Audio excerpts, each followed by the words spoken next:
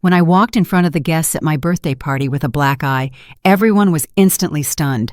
The silence was absolute. Conversations died mid-sentence, and glasses hung suspended in the air. I could feel every pair of eyes fixed on my face, on the violet swelling around my left eye, on the bruise that no amount of makeup could hide. Then my son, Marcus, stepped forward and said in a clear, proud voice, "It was my wife who put her in her place so she'd learn some respect." Tessa Hawthorne, my daughter-in-law, squared her shoulders next to him, satisfied, a small, poisonous smile gleaming on her lips. She looked at me as if I were garbage, as if I were nothing. Then my brother Elijah walked up to Marcus, and what he said changed everything. That day, I lost my son, but I also found myself. Let me tell you how I came to that moment of public humiliation, how I went from being a cherished mother to becoming the enemy in my own home. Because this didn't start with a punch. It began long before, with soft words and fake smiles, with poison disguised as concern. 3 years ago, when my husband passed, the world lost its color. Franklin, my partner of 42 years, left silently one cold winter morning, a massive sudden heart attack. I didn't even have time to say goodbye. One morning he was next to me, warm beneath the covers, and the next he was cold, gone, absent forever. The pain was so intense I thought I would drown. I cried in the shower so Marcus wouldn't hear me. I cried while I cooked. I cried staring at the empty side of the bed. But I had to be strong. Marcus needed me. He had lost his father, too. The house we lived in was our fortress, a beautiful property Franklin had bought when Marcus was just a boy. 2 stories, a sprawling backyard, and large windows that let in the morning sun. Franklin had left it in my name in his will. "It's yours, Eleanor," he'd told me months before he passed, as if he'd sensed something. "Don't let anyone take what we built together." We signed the papers. Everything was in order. I was the legal owner of that house, those memories, every corner where I had raised my son. Marcus was living with me. After his father's death, he decided to stay. "I'm not going to leave you alone, Mom," he'd tell me while we had coffee in the mornings. He worked for a construction company. He'd leave early, come back tired, but always with a smile for me. We ate dinner together, watched movies on Sundays, talked about Franklin, about memories, about how much we missed him. The shared grief was more bearable. I cooked his favorite meals. He fixed things that broke around the house. We were a team. We were family. I thought it would always be this way. Then Tessa came along. He met her at a work conference. She was an event coordinator, polished, self-assured, with that kind of sleek beauty straight out of a magazine. Dark hair, always perfectly styled. Impeccable nails, expensive clothes. The first time he brought her home, she smiled at me with blinding white teeth and gave me a hug that felt calculated, measured to the millimeter. "Mrs. Jenkins, Marcus talks about you so much," she said in a sweet voice. "It's a pleasure to meet the woman who raised such a wonderful man." I wanted to believe her. I wanted to think she was genuine. I prepared a special dinner that night, baked chicken with the spices Marcus loved, a fresh salad, still warm homemade cornbread. Tessa ate little, pushing the food around her plate while she made comments about carbs and calories. "I barely eat grains," she said, looking at the cornbread with something akin to disdain. "You have to take care of yourself, right?" She smiled, but there was something sharp in that smile, something that made me uneasy. Over the next few months, Tessa became a part of our lives. She came to dinner 2 or 3 times a week, always polite, always smiling. But I started noticing small things, the way she looked at the house, as if evaluating it, the comments that seemed innocent but carried hidden barbs. "This living room is so classic," she'd say, touching the furniture Franklin and I had chosen together. "I'd bet it's 30 years old, right? There are so many modern styles now." Or when she saw the family photos on the wall. "It's sweet that you keep so many memories of the past, Eleanor, though sometimes clinging too much to yesterday doesn't leave room for tomorrow." Marcus noticed nothing. He was in love, blind. When I tried to mention something, he'd defend her. but with a condescending smile. "Mom, Tessa just wants to help. She's used to organizing spaces. It's her job." And I kept quiet. I didn't want to be that mother-in-law, that bitter woman who couldn't accept her son's partner, so I swallowed my doubts and smiled. They got married 6 months later. A small but elegant wedding. Tessa organized everything. I barely participated. "Don't worry, Mrs. Jenkins," she'd tell me. "I've got this covered. You just relax and enjoy." On the wedding day, watching them exchange vows, I felt a knot in my stomach. I missed Franklin. He would have known what to say. He would have seen what I was beginning to see. After the honeymoon, Tessa moved into the house. "It's temporary, Mom," Marcus explained, "just until we find our own place." I accepted. He was my son. I wasn't going to deny him a roof, but temporary turned into a month, then 2, then 6. And with each passing day, Tessa occupied more space. She reorganized the kitchen, changed the dining room curtains, moved the living room furniture. "We just need to feel at home, Eleanor," she'd say with that soft smile. And I let her because I didn't want trouble. But then the party started.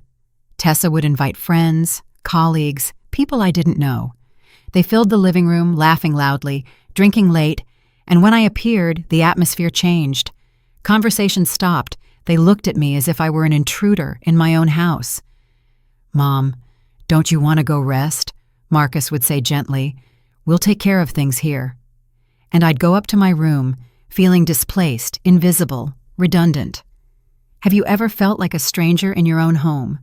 Have you watched someone slowly take your space and felt powerless to stop it? The months passed, and the house ceased to be mine. Not legally, not on paper, but in every detail that mattered. Tessa redecorated without asking permission. One day I came home, and the cream-colored curtains Franklin had chosen were gone. In their place hung minimalist gray drapes that made the living room feel cold, impersonal. "The others were so dated, Eleanor," Tessa explained as she folded the old curtains into a box. "These are more sleek, more current. You'll get used to it." But I didn't want to get used to it. I wanted my curtains. I wanted my house. I wanted someone to ask me before changing the things Franklin and I had built together. Marcus worked longer and longer hours. He left before dawn and came back after 9 o'clock at night. We ate separately. I in the kitchen, they in the dining room with the door closed. I could hear their laughter, their private conversations, but I was no longer a part of it. I was no longer a part of my son's life. When I tried to talk to him, he was always tired, distracted, looking at his phone. "We'll talk later, Mom," he'd say without lifting his gaze. "I have to check some emails now." And I was left with the words stuck in my throat. Tessa began making more direct comments. She no longer bothered to disguise her barbs with sweetness. One afternoon, while I was cooking, she walked into the kitchen and wrinkled her nose.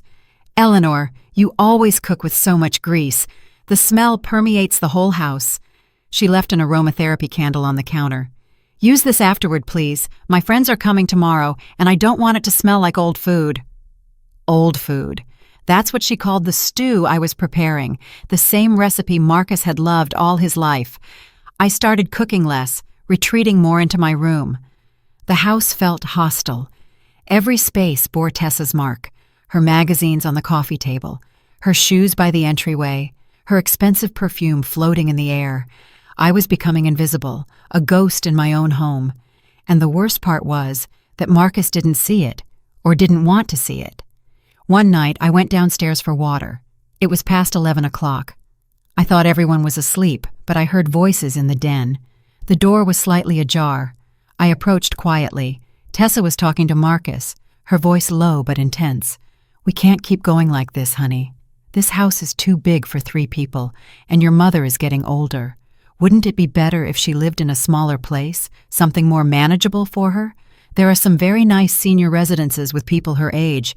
She'd have company. She'd be happy." My heart stopped. Marcus was silent for a moment that felt like forever. Then he sighed.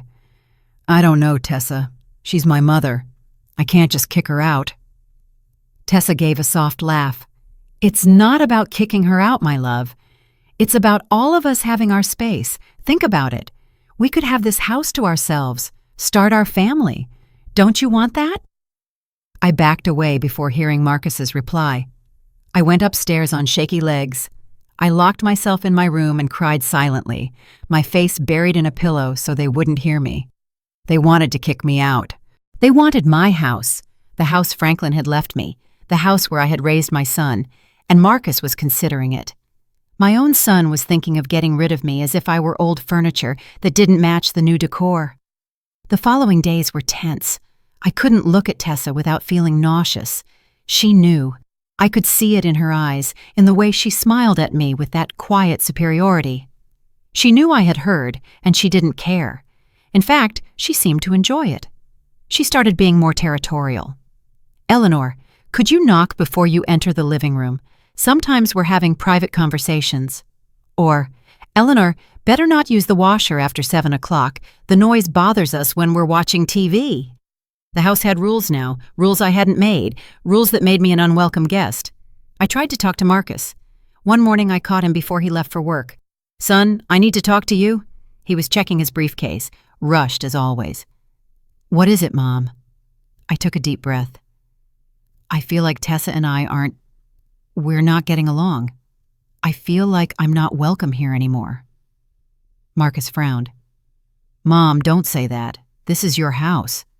But he said it automatically, without conviction, like someone repeating a learned phrase. "Then why do I feel like I have to ask permission for everything? Why do I feel like I'm in the way?" Marcus ran a hand through his hair, clearly uncomfortable. "It's just that Tessa is used to having her space. It's nothing personal. Just try to be more flexible for me, please." And he left. He left me standing there with the words of defense that never came. That night, Tessa hosted another dinner. 6 people arrived. They filled the dining room, loud and cheerful. I was in the kitchen preparing tea when one of Tessa's friends walked in. She looked surprised. "Oh, hello? I didn't know there was someone else here." Before I could answer, Tessa appeared behind her. "Oh, she's Eleanor, Marcus's mother. She lives here." The way she said it. She lives here. As if I were a squatter, as if it wasn't my house. The friend nodded politely, and they left. I heard their laughter in the dining room. I stood in my own kitchen, feeling small, humiliated, invisible. The weeks passed. Tessa started talking about renovations. "This kitchen is so old," she'd tell Marcus while I was standing right there, as if I couldn't hear her. "We should modernize it. Change the cabinets. Put an island in the center. Have you seen how much property value increases with a renovated kitchen? We could invest about $50,000 and recoup double if we ever sell." "Sell," she said. "We sell." As if the house were hers, as if I didn't exist. Then my birthday arrived. 70 years old. Marcus suggested throwing a party. "You deserve to celebrate, Mom," he said with a smile that reminded me of the boy he had been. For a moment, I felt hope. Maybe things could get better. Maybe I still mattered. Tessa took charge of everything. She invited relatives, friends, neighbors. She decorated the living room with silver balloons and streamers. She prepared a table with elegant appetizers.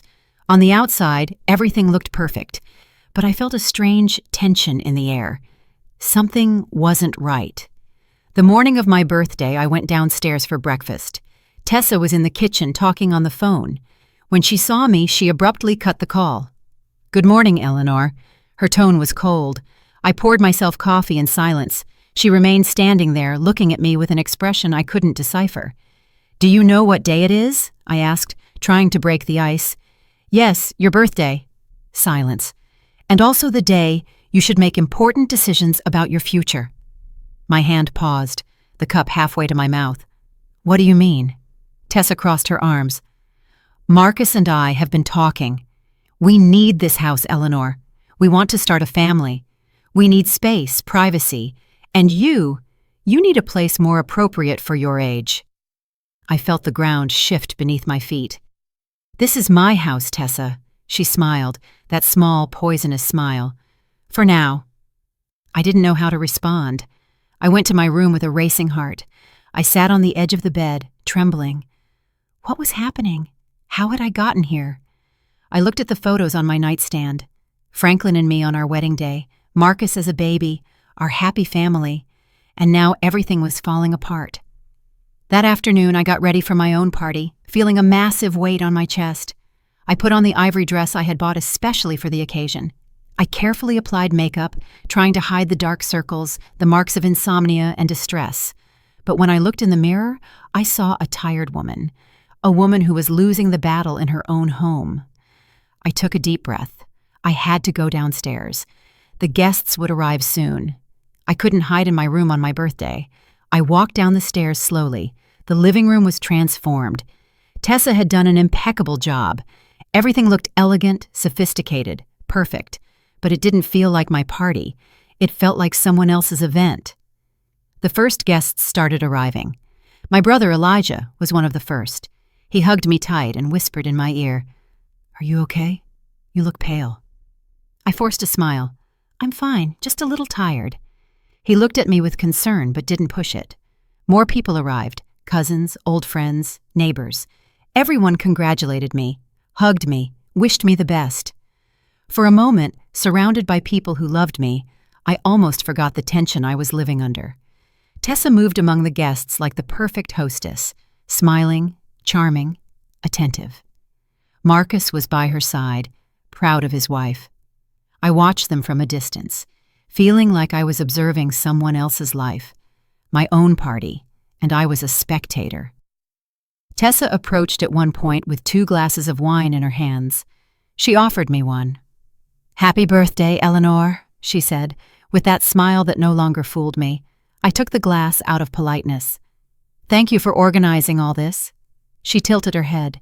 "It's the least I could do. After all, this house will soon be completely ours, and we want to start on the right foot."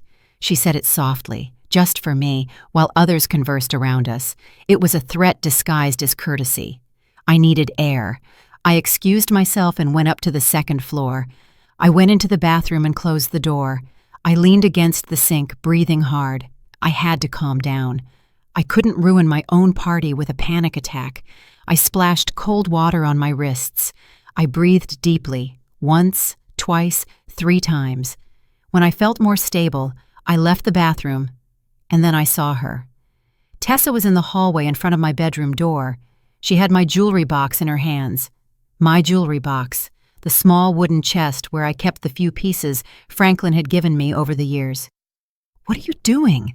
I asked, my voice trembling. Tessa turned around with no hint of guilt on her face. "Just looking. These pieces are very old, aren't they? They must be worth something." I walked toward her and snatched the box out of her hands. "You have no right to touch my things." She laughed, a soft, contemptuous laugh. "Relax, Eleanor. I wasn't going to steal them, although with what they're worth, they could help pay for part of the kitchen renovation." I felt the rage rising in my throat like lava. "Get out of my room!" Tessa took a step toward me. We were inches apart. "This isn't your room. This is our house, and the sooner you understand that, the better for everyone." Something snapped inside me. All the accumulated humiliation, all the forced silence, all the invisibility I had endured for months suddenly exploded. "This house is mine. It's in my name. Franklin left it to me, and you have no right." The words came out with more force than I expected. Tessa narrowed her eyes. Her face changed. The mask of politeness fell away, and I saw something ugly, something cruel beneath it. "You're a ridiculous old woman, clinging to the past. Marcus doesn't need you anymore. I'm his family now, and we'll get this house with or without your permission." I should have kept quiet. I should have gone downstairs and forgotten the matter, but I couldn't. "Get out!" I pointed to the door. Tessa let out a loud laugh. "Call Marcus. Go ahead. He always believes me. Always." And she was right. We both knew it. But I couldn't back down now. "Out!" I signaled the door. Tessa looked at me with pure hatred. Then, without warning, she shoved me. It wasn't a hard push, but I wasn't expecting it. I lost my balance. My hip hit the edge of the dresser. I tried to grab something, but my hand slipped. I fell on my side. My head hit the corner of the nightstand. The pain was instant, sharp, blinding. I brought my hand to my eye and felt moisture. Blood. Tessa stood there looking down at me on the floor. For a second, I saw something akin to fear in her eyes, but she quickly composed herself. "You tripped, all by yourself," she said in a firm voice. "You're old and clumsy. You fell." She looked at me for a few more seconds, then left the room, closing the door behind her. I lay there on the floor, touching my eye, which was beginning to swell. The physical pain was nothing compared to the humiliation, the helplessness, the horror of what had just happened. I don't know how long I was there. Maybe 5 minutes, maybe 10. Finally, I got up and looked at myself in the mirror. The skin around my eye was already bruising. There was a small cut on my eyebrow. Blood had left a thin line down my cheek. I cleaned myself with a towel. I tried to cover it with makeup, but it was useless. The bruise was too obvious. Downstairs, I could hear music, laughter, conversations. My party was going on as if nothing had happened, and I was up here, bleeding, beaten, broken. I thought about not going down, about staying locked up, waiting for everyone to leave. But then I heard Marcus's voice calling me, "Mom, come on, we're going to cut the cake." I couldn't hide. It was my birthday. I had to face what had happened. So I walked down slowly. Every step was an effort. When I reached the bottom stair, conversation stopped. One by one, the guests turned toward me. I saw their faces change: surprise, horror, confusion. Silence fell like a heavy slab. Marcus was the first to speak, but not with concern, not with alarm. He stepped forward and said, in a clear, almost proud voice, "It was my wife who put her in her place so she'd learn some respect." The words dropped like bombs into the silence. Tessa squared her shoulders next to him, satisfied. She looked at me with those cold, victorious eyes. The guests were motionless. No one knew what to say. No one knew what to do. And I stood there, humiliated in the most horrible way I could imagine. My own son justifying the violence against me. My own son choosing her over me. Then Elijah pushed his way through the crowd. His face was red with fury. He walked straight up to Marcus and looked at him with an intensity I had never seen before. "What kind of man lets his wife assault his mother and then celebrates it in front of everyone?" he said in a low voice, heavy with contempt. Marcus turned pale. "Uncle, it's not what it looks like." Elijah interrupted him. "Your father would be ashamed of you." The silence that followed was deafening. Marcus opened his mouth, but no sound came out. Tessa tried to grab his arm, but Elijah glared at her. "And you came into this family with lies. We all see it." Some guests began to murmur. Others looked at the floor, uncomfortable. A cousin approached me. "Eleanor, are you okay? Do you need us to call someone?" I shook my head. Tears were beginning to cloud my vision, but I wasn't going to cry. Not here, not in front of them. Elijah gently took my arm. "Let's go upstairs. I'll clean that wound for you." But before I could move, Tessa spoke. Her voice was shrill, desperate. "She provoked me. She insulted me. I was only defending myself." Elijah turned to her. "Liar." The word hung in the air. Marcus finally reacted. He stepped between Elijah and Tessa, protecting her as if she were the victim. "Uncle, that's enough. You don't know what happened." Elijah gave a bitter laugh. "I don't know? I'm looking at your mother with a black eye, and you're defending the person who hit her. I know exactly what happened here." More guests began to retreat. Some said awkward goodbyes. Others simply left without a word. The party was falling apart. My birthday had become a public nightmare. An elderly woman, a friend of my late husband, approached before leaving. She took my hand and whispered, "Franklin would never have allowed this. Take care, Eleanor." And she left, those words piercing my heart. Elijah led me to the kitchen, closed the door, sat me on a chair, and began to carefully examine my eye. "This needs ice," he said as he opened the freezer. He wrapped ice cubes in a clean cloth and pressed it gently against my face. The cold made me flinch, but the pain began to subside a little.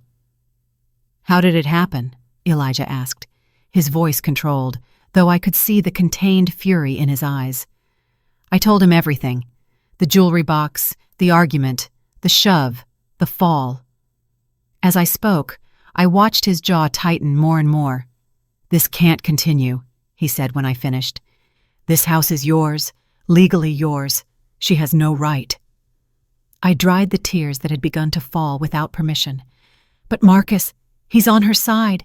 He didn't even ask if I was okay. He just defended her." Elijah clenched his fists. "Marcus is blinded, but he's going to wake up.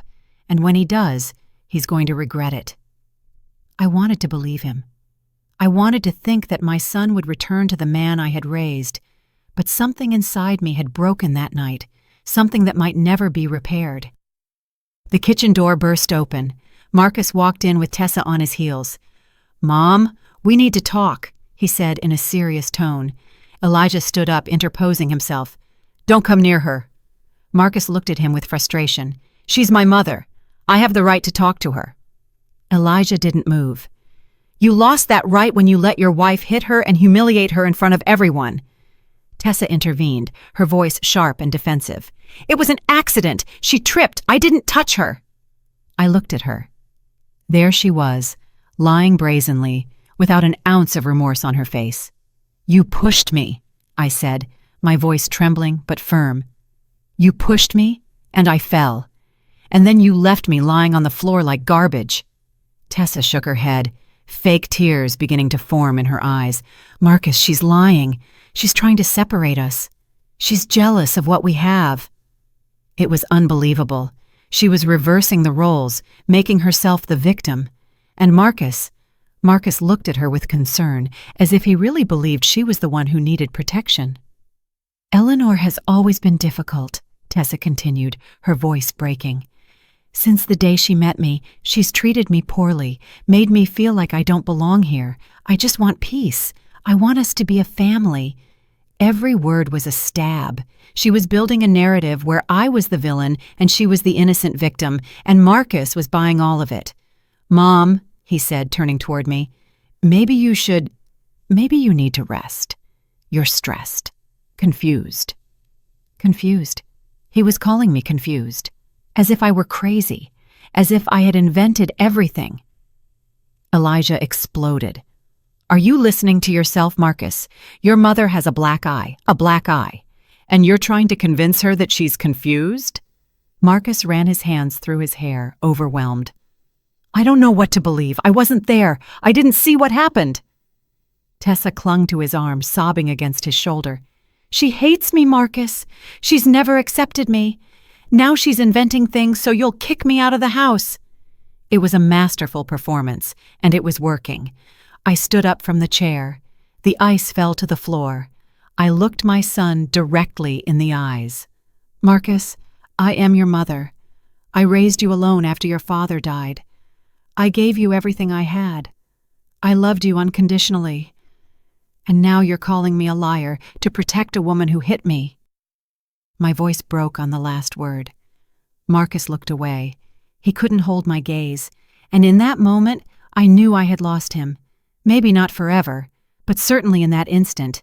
Tessa had won. "I want you to leave," I said with all the dignity I could muster. "This is my house. I want you to pack your things and go." Tessa stopped crying instantly. Her face hardened. "This house is too big for you alone. You need help. You need supervision." The word supervision sounded like venom. Elijah stepped forward.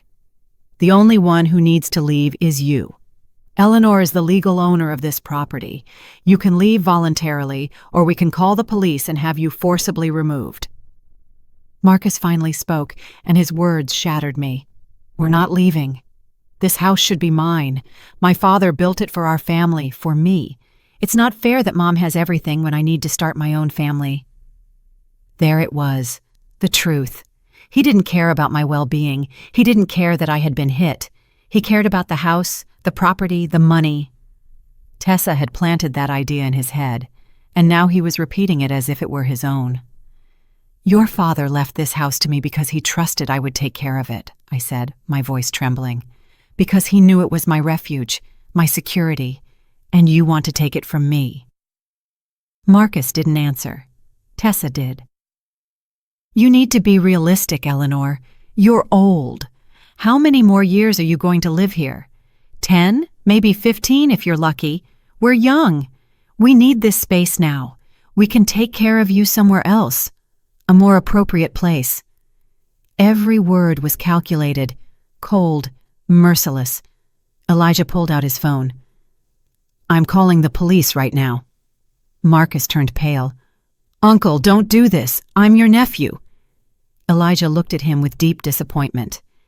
"And she is my sister, and you are destroying her for a woman who only wants your money."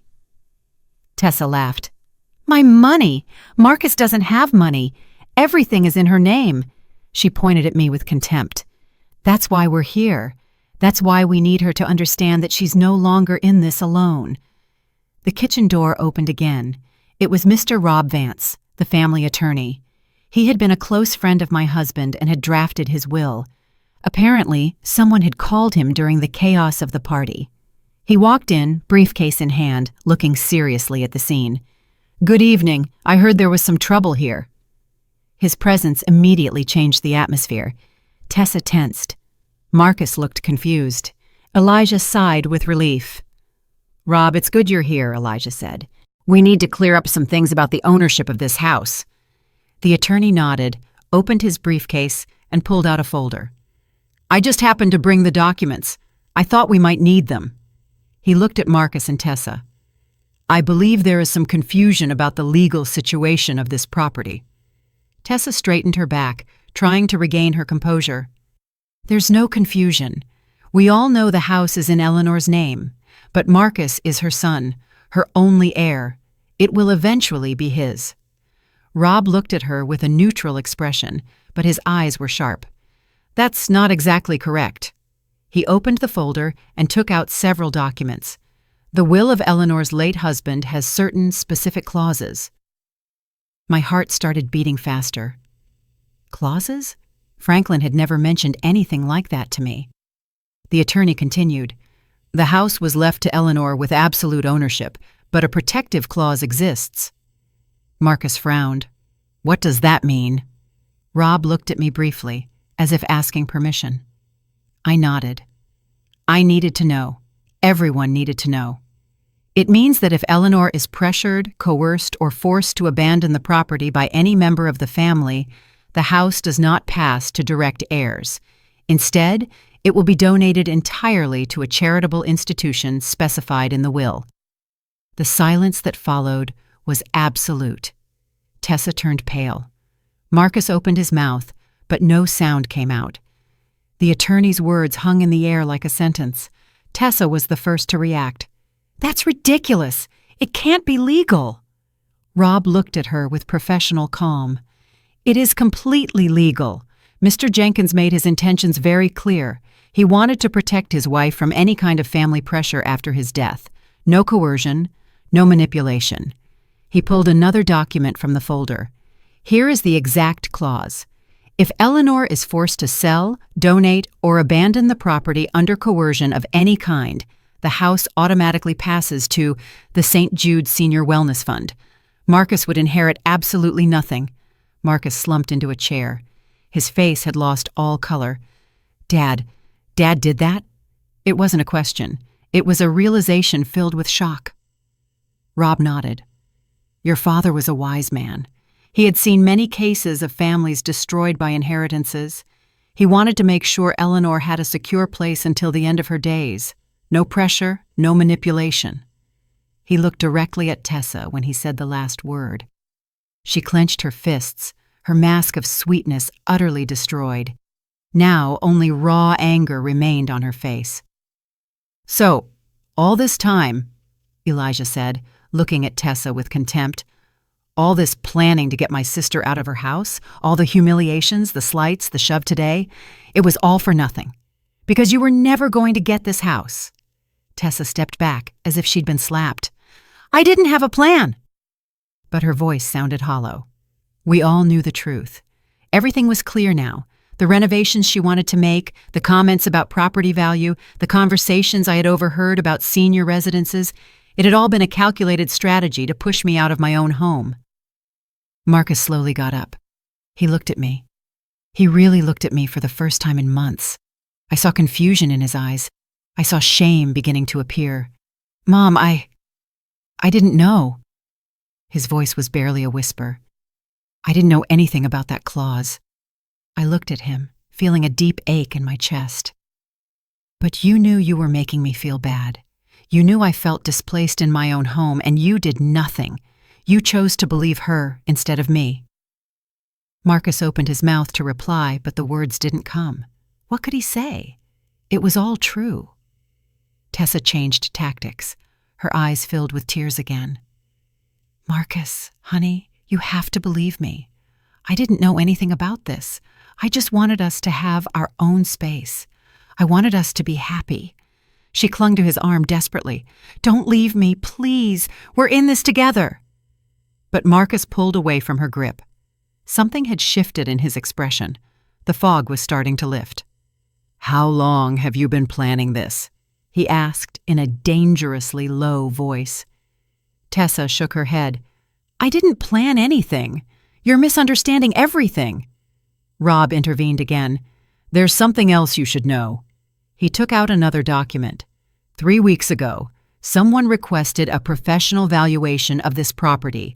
The appraiser contacted the office because they noticed the name on the request did not match the registered owner. He looked at Tessa. The request was made by Tessa Hawthorne. She paid $500 for a complete appraisal of the house, including future value projections, if certain renovations were done. The silence was deafening. Marcus looked at his wife as if she were a stranger. "Also," Rob continued, "we received an inquiry 2 weeks ago asking about the legal processes for declaring an elderly person incompetent to manage their own assets." My heart stopped. Incompetent? They had tried to declare me incompetent? The inquiry came from the same phone number registered under Tessa Hawthorne's name. Rob closed the folder. "We didn't proceed with any information, of course, but it was documented." Tessa backed up until she was against the wall. "That's a lie. You're all making this up to turn him against me." Marcus turned to her with fury in his eyes. "You tried to declare my mother incompetent? You tried to take her house using the law?" Tessa was sobbing now, but they were tears of panic, not sadness. I was just looking into options. I wasn't going to do anything. I just wanted to know if it was possible." Marcus ran his hands over his face. "My God, what have I done? What did you turn me into?" He looked at her with horror, as if he could finally see what we had all seen from the beginning. Elijah placed a hand on my shoulder. "Eleanor, do you want them to leave tonight?" I looked at Marcus, my son, the boy I had raised, the man he had become, whom I no longer recognized. Part of me wanted to scream at him, wanted to throw him out of the house immediately, but another part, the part that had been a mother for so long, still felt love for him. A wounded, broken love, but love nonetheless. "Marcus can stay tonight," I said in a tired voice. "But she leaves now." Tessa's eyes widened in shock. "You can't do this. I'm his wife." I looked at her directly. "This is my house, and I want you out of it." Marcus didn't defend her this time. He stood silent, staring at the floor. Tessa looked at him, waiting for him to say something, to protect her as he always had, but he didn't move. Reality had finally hit him. Rob spoke in a professional tone. "Mrs. Hawthorne, I suggest you pack your personal belongings and leave. If you refuse, I can call the authorities." Tessa looked at us all with pure hatred. There were no more tears, just rage. "This isn't over," she said in a venomous voice. "I have rights. I'm Marcus's wife. This house will eventually be mine too." Elijah took a step toward her. "You didn't listen to anything the attorney said, did you? This house will never be yours. Never. And if you keep pushing, if you keep trying to get Eleanor out, the house will go to charity, and neither you nor Marcus will see a penny." Tessa gritted her teeth. She looked at Marcus one last time. "Are you going to let them kick me out like this? Are you choosing her over me?" Marcus finally looked up. His eyes were red. "I think you already chose a long time ago. You chose this house over me, over us." His voice sounded broken. Tessa let out a bitter laugh. "You're an idiot! A weak idiot who's never going to leave his mommy's apron strings." She grabbed her purse, which she had left in the kitchen, and stormed out, slamming the door. The sound echoed throughout the house. We were silent for a long moment. Marcus was still standing, motionless, as if he couldn't process what had just happened. Finally he spoke, his voice barely audible. "Mom, I'm sorry. I'm so sorry." Tears began to stream down his cheeks. "I don't know how I let things go so far. I don't know when I stopped seeing you." I wanted to hug him. I wanted to tell him everything was fine, but I couldn't, because it wasn't fine. Nothing was fine. "She pushed me, Marcus. Your wife pushed me and left me bleeding on the floor, and you defended her in front of everyone on my birthday." My voice broke. "Do you have any idea how that felt?" Marcus covered his face with his hands. His shoulders trembled. I know, and I have no excuse. She said things. She made me feel like you were the problem, that you were the one who didn't accept her. And I believed her. God, I believed everything." Rob put the documents back in his briefcase. "Eleanor, if you need a restraining order against Tessa, I can help you with that." I shook my head. I just wanted it all to end. I just wanted peace. For now, I just want her gone and not to come back. The attorney nodded. "Understood. But if she contacts you, if she threatens you in any way, call me immediately." He gave me his card, although I already had his number. "I'll stay available just in case." He said goodbye and left, leaving the three of us in the kitchen. Elijah broke the silence. "Marcus, you need to decide what you're going to do, but whatever it is, your mother can't keep living with this tension." Marcus nodded without looking up. "I know. I need to think. I need to process all of this." He looked at his left hand, where his wedding ring glistened. He slowly took it off and placed it on the table. The sound of the metal against the wood sounded final, definitive. I couldn't sleep that night. I stayed awake in my room with the door locked for the first time in years. My eye throbbed. The swelling had worsened, and the bruise extended to my cheek. Every time I closed my eyes, I saw the scene repeat itself. The shove, the fall, Tessa's face looking at me on the floor without remorse. And worse, I saw Marcus defending her in front of everyone. Those words echoed in my head over and over. It was my wife who put her in her place. My own son, my child. How had it come to this? I heard movement in the house throughout the night. Footsteps coming and going, doors opening and closing, muffled voices. I didn't know if Marcus was still here or if he had left with Tessa. Part of me wanted to know. Another part was afraid of the answer. Elijah had stayed in the guest room. He had told me he wouldn't leave me alone tonight, that he would stay until he was sure I was okay. His presence gave me some comfort, but it couldn't erase the pain in my chest, a pain that had nothing to do with the physical blow. When dawn finally broke, I went downstairs carefully. The house was silent. The remnants of the party were still everywhere. Deflated balloons on the floor, abandoned glasses on the tables, plates with half-eaten food. Everything looked sad in the gray morning light. I walked to the living room window. Marcus's car was still in the driveway. He was still here. I didn't know if that relieved or distressed me more. Elijah appeared in the kitchen doorway. He was carrying 2 cups of coffee. He offered me one. "You didn't sleep at all," he said. It wasn't a question. The dark circles must have been obvious. I couldn't. I gratefully took the cup. The coffee was hot and strong, exactly what I needed. We sat in silence for a moment. Then Elijah spoke. "Rob called me an hour ago. Tessa tried to contact him last night. She wants to negotiate." I looked up, surprised. "Negotiate what?" Elijah grimaced. "She wants money. She says if he pays her a certain amount, she'll sign the divorce without issue and leave without making a scandal. If not, she's threatening to take this to the media. She says she'll tell them the family is throwing her onto the street." I felt nauseous. Of course she wanted money. Everything had always been about money. How much is she asking for? Elijah hesitated. $50,000. The figure hit me like a punch. $50,000. It was a huge amount, money I didn't have readily available in cash. I would have to sell investments, maybe take out a loan against the house.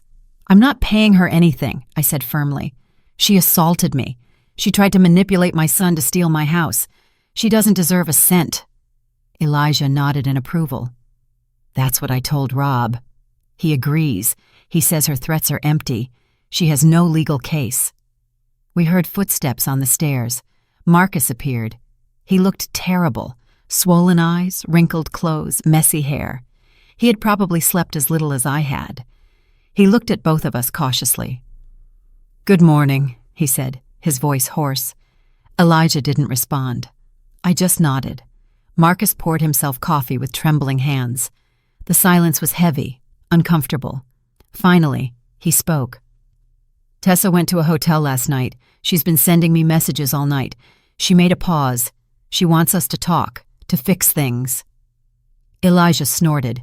"Fix things? After everything she did?" Marcus sank into a chair. "I know it sounds ridiculous, but she's my wife. We've been together for 2 years. I can't just end everything like this." I looked at him incredulously. "Marcus, she tried to declare me incompetent. She investigated how to take my house. She hit me and left me bleeding. And you want to fix things with her?" My voice rose in volume. "What more does she have to do for you to open your eyes?" Marcus rubbed his face with his hands. "You're right. I know, but it's complicated. I love her. Or I loved her. I don't know anymore." His voice broke. "Everything is so confusing. I thought I knew her. I thought we were happy. And now I discover that everything was a lie, that she only wanted the house, that I was just a means to get what she wanted." Tears started rolling down his cheeks again. "I feel so stupid, so used." Part of me wanted to console him. He was my son after all. But the wound was too fresh, the pain too deep. "Marcus, she didn't just use you, she destroyed me too. She turned my house into a place where I felt like a stranger. She made me feel like I was in the way. She humiliated me in front of everyone, and you let her do it. You participated in it." Marcus nodded miserably. "I know, and I'll never be able to forgive myself." He looked up at me. His eyes were red and swollen. "Will you be able to forgive me someday?" I didn't know what to answer. Could I forgive him? A mother's love doesn't disappear just like that. But the trust was broken. The respect was damaged. "I don't know, Marcus. I need time. I need space. I need to heal." My voice sounded tired.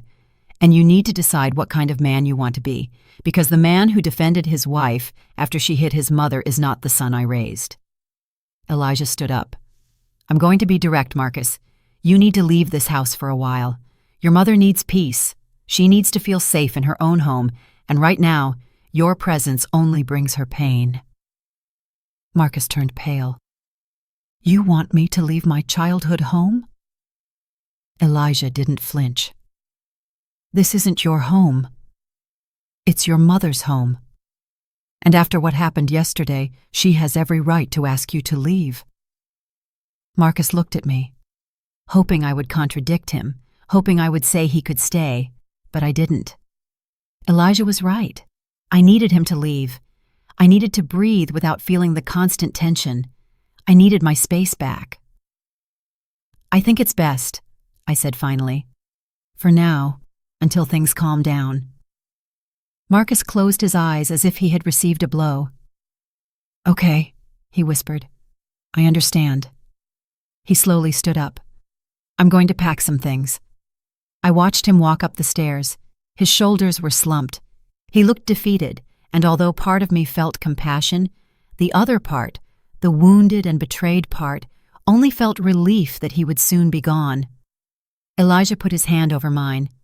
"You did the right thing." I nodded, though I wasn't sure of anything.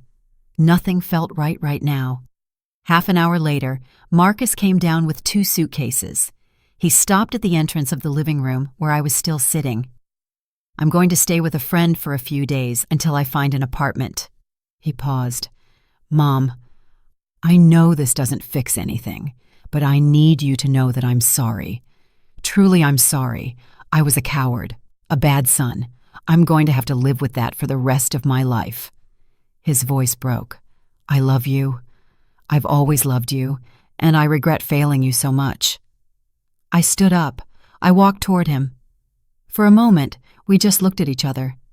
Then I did something I hadn't planned. I hugged him. It was a brief, tense embrace, full of pain, but it was the only thing I could offer him in that moment.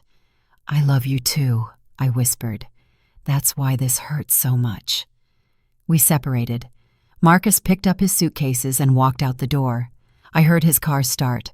I heard the sound fading down the street, and then silence filled the house. I collapsed onto the sofa.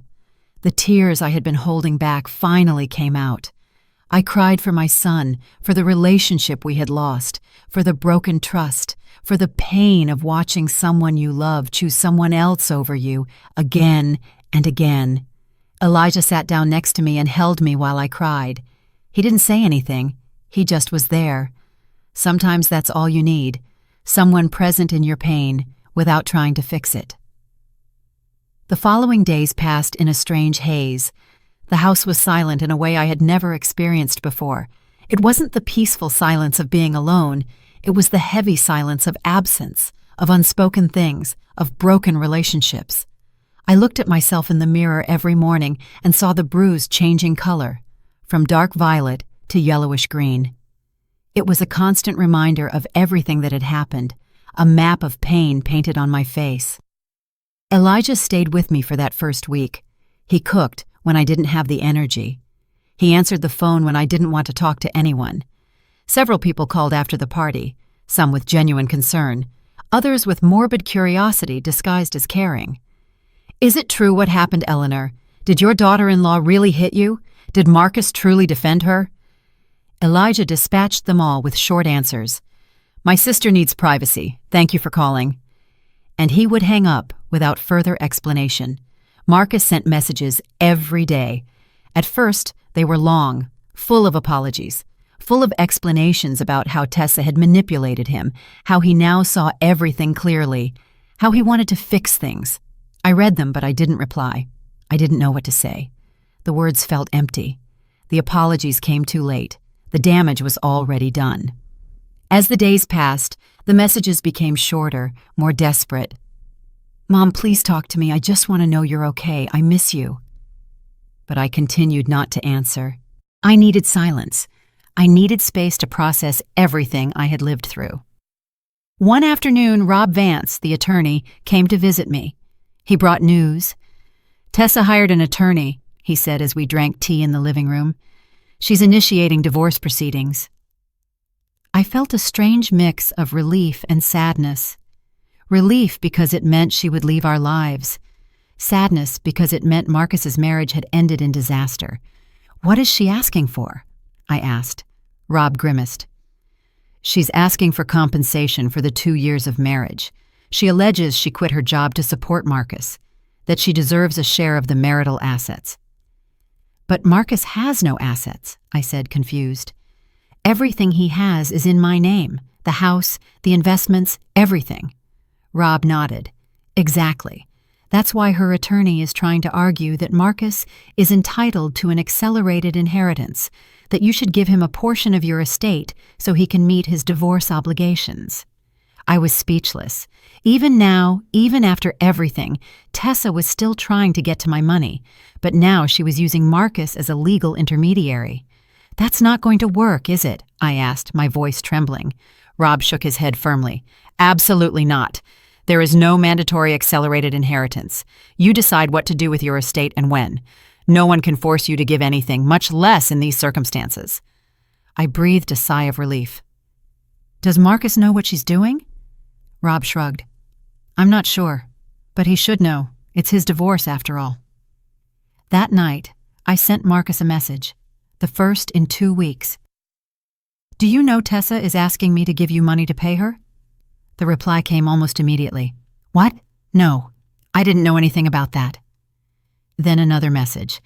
"Mom, I swear I didn't ask her for anything. I don't want your money. I just want to fix things between us." I wanted to believe him. I wanted to think Marcus was not part of this plan, but the trust was so damaged that I no longer knew what to believe. 2 more weeks passed. The bruise finally faded from my face, but the wound in my heart kept bleeding. Elijah had to return to his job, to his life. He hugged me before leaving. "You're going to be okay," he told me. "You are stronger than you think." I nodded, though I didn't feel strong. I felt broken. I felt old. I felt alone. The house felt even emptier after he left. One afternoon, the doorbell rang. I wasn't expecting anyone.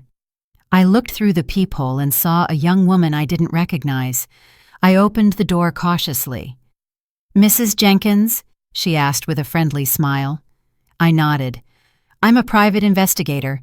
I was hired by your son's attorney." My heart raced. Marcus had hired an investigator? For what? "I've been looking into Tessa Hawthorne's financial past," the woman continued, "and I found information I think you should know."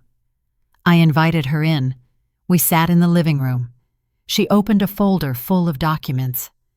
Tessa has a history of relationships with older or widowed men with assets. Her previous marriage ended when the husband's family discovered she was falsifying documents to transfer properties into her name. A chill ran down my spine. "Marcus knows this?" The investigator nodded. "He was the one who hired me. When he started suspecting, he wanted to know the truth. And the truth is, Tessa is a professional scammer. She has gambling debts of over $80,000. Loan sharks are looking for her. That's why she needed this house so desperately." Everything started to make sense. The rush to marry, the insistence on moving into the house, the constant comments about the property's value, the inquiries about declaring me incompetent. It wasn't just ambition, it was desperation. She was running from her debts and saw in Marcus, in me, in our house, a way out. "There's more," the investigator said. "She was in contact with real estate agents 3 months before the incident on your birthday. She asked them how long it took to sell a property after the owner was declared unfit to make decisions. She had a detailed plan." I covered my mouth with my hand. The horror of what could have happened hit me like a wave. If I had been weaker, if I hadn't had Elijah, if Rob Vance hadn't arrived that night with the documents, Tessa could have succeeded. She could have taken everything from me. My house, my dignity, my freedom. "Marcus saw all this?" I asked. The investigator nodded. "Yes, and he was devastated. That's why he's proceeding with the divorce without any resistance. He wants her out of his life as quickly as possible." After the investigator left, I sat in silence for a long time, processing everything I had heard. Tessa was worse than I had imagined. She wasn't just an ambitious or manipulative woman. She was a criminal, a predator who sought vulnerable victims. And she almost succeeded. She almost destroyed my life. She almost destroyed my son. The phone rang. It was Marcus. I hesitated before answering. Finally, I did. "Hello, Mom." His voice sounded tired. "The investigator came to see me." I confirmed. There was a long silence. "Now you understand why I feel so stupid, so used. I married a scammer and I didn't see the signs." "She was good at what she did," I said softly. "She fooled both of us." Marcus sighed. "But you saw it before I did. You tried to warn me, and I didn't listen to you. I treated you horribly to defend her, and now I have to live with that." His voice broke. "Will you ever be able to forgive me?" The question hung between us. I closed my eyes. I thought about all the pain, the humiliation, the betrayal, but I also thought about the good years, the boy I had raised, the man he could become again if he learned from this. "I don't know if I can forgive you right now," I said honestly, "but I want to try, with time, with space, with therapy maybe." I heard Marcus exhale as if he had been holding his breath. "I want to try too, Mom. I want to get our relationship back. I want to be the son I deserve to be, the son Dad would have wanted me to be." Tears started rolling down my cheeks. "Your father would be disappointed in what happened," I said. "But he would also believe in second chances. He always believed in them." We talked a little more, cautiously, carefully, like two people who knew each other a long time ago and were trying to recognize each other again. When we hung up, I felt strangely light. It wasn't complete forgiveness. It wasn't total reconciliation. But it was a beginning, a small crack in the wall that had been built between us. And for now, that was enough. The following months were about slow healing, like when you break a bone and have to wait patiently for it to mend, knowing it might never be exactly as it was before. Marcus and I saw each other once a week, always in public places, a coffee shop, a park, places where we both felt safe. The first meetings were awkward, long pauses between words, looks that weren't sustained. But little by little, very little by little, we began to find something similar to what we had lost. Marcus started therapy. He told me about it one afternoon while we had coffee. "The therapist says I was a victim of psychological abuse," he said, looking at his cup. "That Tessa used classic manipulation techniques: isolation, gaslighting, gradual control." He paused. "But that doesn't excuse me, Mom. I made choices too. I chose to believe her over you. I chose to ignore the signs, and that's something I have to carry." I nodded. He was right. Being a victim didn't erase the consequences of his actions. The divorce process was long and ugly. Tessa fought every point. She asked for compensation for time invested. She asked for emotional damages. She even asked for the clothes Marcus had given her. Her attorney sent letter after letter, threat after threat. But Rob Vance was relentless. He presented all the investigators' evidence, the documents about her debts, the records of her searches on how to declare people incompetent, her previous marriages, and the patterns of fraud. Eventually, Tessa's attorney advised her to accept a quick and clean settlement, or she would face criminal charges. One afternoon, Rob called me with news. "Tessa settled," he confirmed. "The divorce is finalized. She receives nothing except her personal belongings, and there is a permanent restraining order. She cannot approach either you or Marcus within 200 yards. I felt a huge weight lift from my shoulders. She was gone, truly gone. "Where is she now?" I asked. Rob hesitated. "I understand she left the state, probably fleeing her creditors, but that's no longer our problem." Marcus moved into a small apartment. He invited me to see it one Saturday. It was modest, a single bedroom, basic furniture, nothing luxurious, but it looked clean, tidy. There were family photos on the walls, photos of him as a child, photos with Franklin, photos with me before everything fell apart. "I'm starting over," he told me as he prepared tea. "No pretense, no living beyond my means. Just me, working, healing."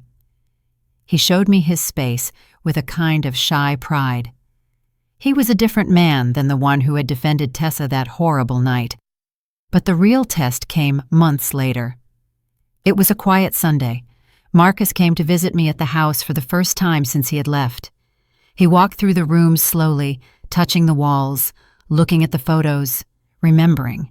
When we reached the kitchen, he stopped. "This is where everything exploded," he said softly. "This is where Uncle Elijah told me Dad would be ashamed of me." His eyes filled with tears. And he was right. Dad would be ashamed. I am ashamed. We sat at the table. The same table where we had shared thousands of meals. "Mom, I need to tell you something," Marcus began. "And I need you to listen to me until the end." I nodded. He took a deep breath. "I've been working with the therapist on accountability, on not hiding behind excuses, and I realized something." He paused. "Tessa manipulated me, yes, but I let her, because deep down, a part of me wanted this house. I wanted what Dad built, and that made it easier for her to manipulate me." I kept quiet, letting him continue. "When she suggested things about you, that you were difficult or dated, I didn't stop her. Why? Because a small, selfish part of me thought that if you left, the house would be mine, not consciously, not actively, but the seed was there." Tears rolled down his cheeks now. "And that's why I'm just as guilty as she is, because my ambition, my greed, allowed all this to happen." It was painful to hear, but it was also necessary. It was the raw truth we had been avoiding. "I appreciate your honesty," I finally said. "And you are right. Tessa couldn't have manipulated you if she hadn't found something in you to cling to." Marcus nodded miserably. "I know, and that's why I don't expect you to forgive me completely. I don't expect things to go back to how they were. I just hope to be able to prove to you, with time, that I am better than my worst decisions." I extended my hand across the table. He took it. "Marcus, your father and I raised you to be a good man. And good men make mistakes, big mistakes sometimes, but they also learn, they also grow, they also find redemption." I squeezed his hand. "I'm not going to lie and say everything is fine, because it's not.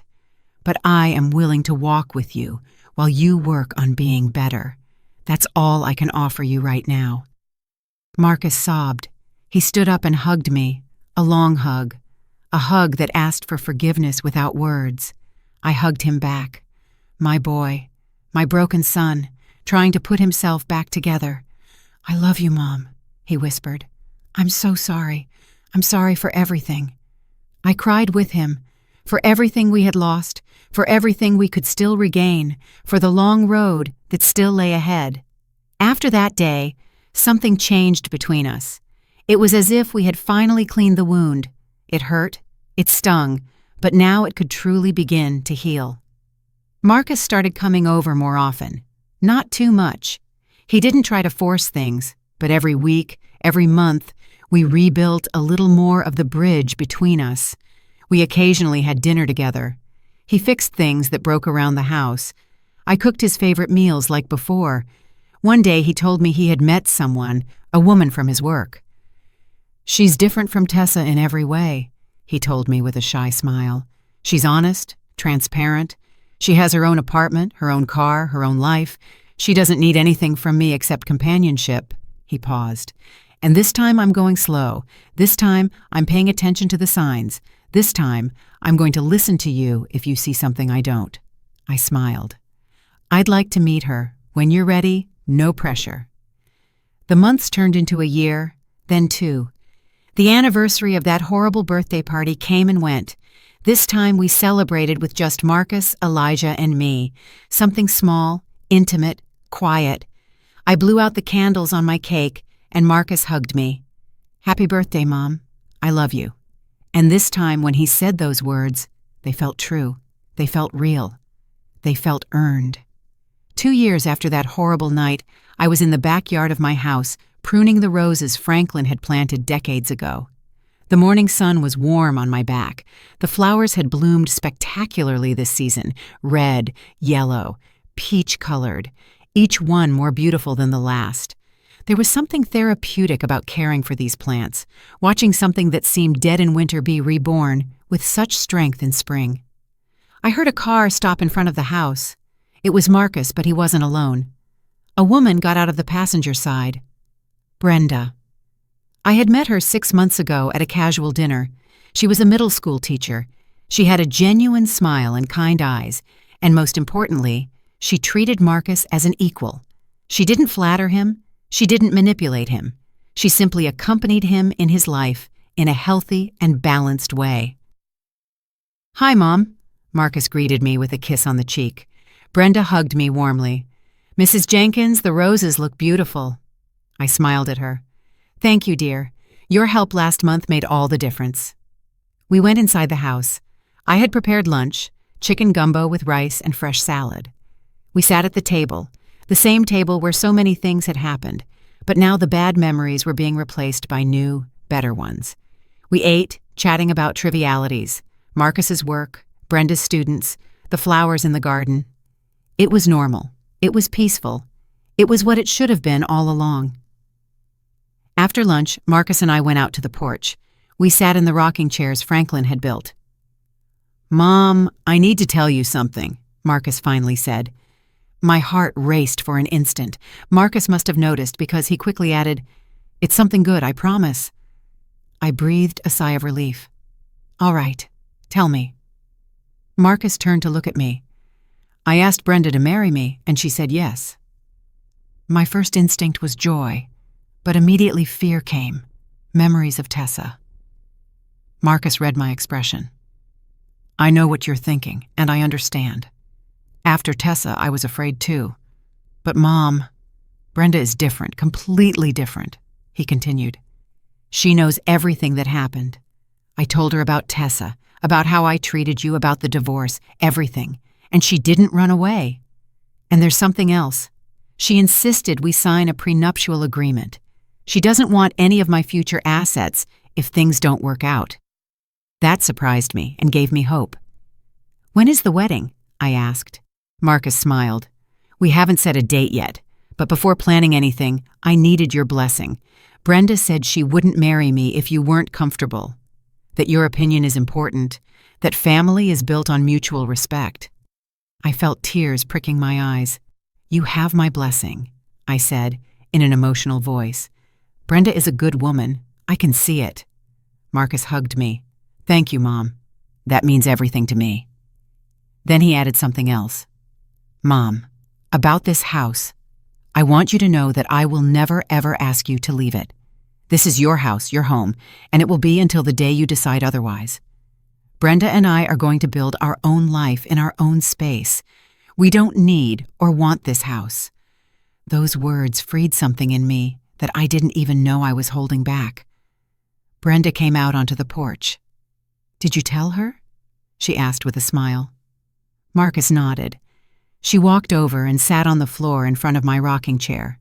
Mrs. Jenkins, I know I have big shoes to fill. I want you to know that I deeply respect everything you've been through, and if you ever feel like I'm crossing a line, I hope you'll tell me directly, without fear. I looked into her eyes. They were sincere, clear. Thank you for saying that, Brenda. And please, call me Eleanor. She smiled widely. Only if you call me daughter when you feel ready. My heart tightened. Daughter. I'd had a daughter-in-law who used that title as a weapon. Could I open myself up to having another? I would like that, I finally said. I would like that very much, daughter. Brenda stood up and hugged me, a genuine hug, no calculations behind it. Marcus looked at us with tears in his eyes. His family, fragmented and broken, was finding a way to heal. The following months were filled with wedding preparations. This time, I participated. Brenda consulted me on every decision, not because she needed my approval, but because she genuinely valued my opinion. The wedding was held in a beautiful garden, small, intimate, just close family and true friends. When Marcus and Brenda exchanged vows, I cried, but they were different tears than the ones I had shed 2 years prior. At the reception, Elijah sat next to me. How do you feel? He asked. I thought about his question. At peace, I finally replied. For the first time in a long time, I feel peace. Elijah smiled and raised his glass. To peace, to healing, to endings that are actually new beginnings. We toasted. Around us, people laughed, danced, and celebrated, and I was there, a part of it. No longer invisible, no longer displaced. That night, back in my house, I sat in the living room. The house was silent, but it didn't feel empty. It felt full of good and bad memories, full of lessons learned, full of second chances. I looked at Franklin's photo on the mantelpiece. We did it, I said out loud. I protected what we built. I protected our son, even when it meant letting him go. And now, I think we're going to be okay. I got up and walked through the house. Every room had a story.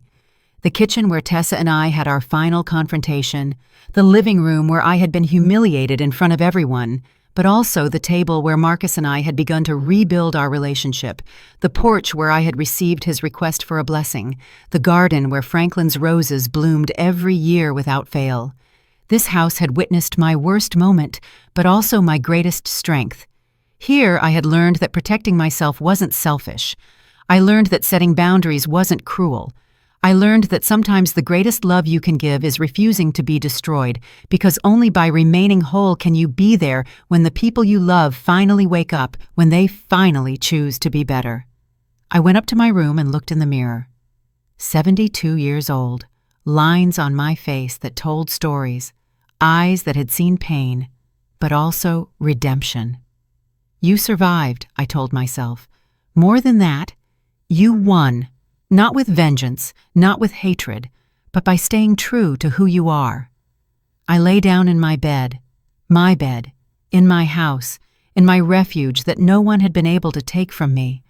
Sometimes protecting the past is saving the future. Franklin knew that when he wrote that clause in his will. He knew I would need protection, and he gave me the tools to defend myself, even after his death. Thanks to that, I was able to stand firm. I was able to say no. I was able to demand respect in my own house, and eventually, that firmness saved not only my home, but also my son. I closed my eyes, feeling gratitude. Gratitude for surviving, for healing, for having a second chance with Marcus, for meeting Brenda, for having Elijah as unconditional support. Life had hit me hard. It had shown me the dark side of the people I loved, but it had also shown me my own strength, a strength I didn't know I had until I desperately needed it. If you are going through something similar, if someone is trying to take what is yours, if you feel invisible in your own life, listen to me. Resist, stand firm, seek help, trust your instinct, and above all, remember that protecting yourself is never selfishness. It is survival. It is self-love. It is justice. The truth always comes out, and those who remain true to themselves, those who refuse to be destroyed, are the ones who ultimately find peace. Did you like my story, and which city are you listening from? Let's meet in the comments. If you like the story, you can support me by sending a super thanks so I can keep bringing more stories like this. Thank you so much for your sweet support. I'm looking forward to your comments on the story. On the screen, you can see 2 new life stories that I highly recommend. There's so much more on my channel. Don't forget to subscribe. See you in the next life story with love and respect.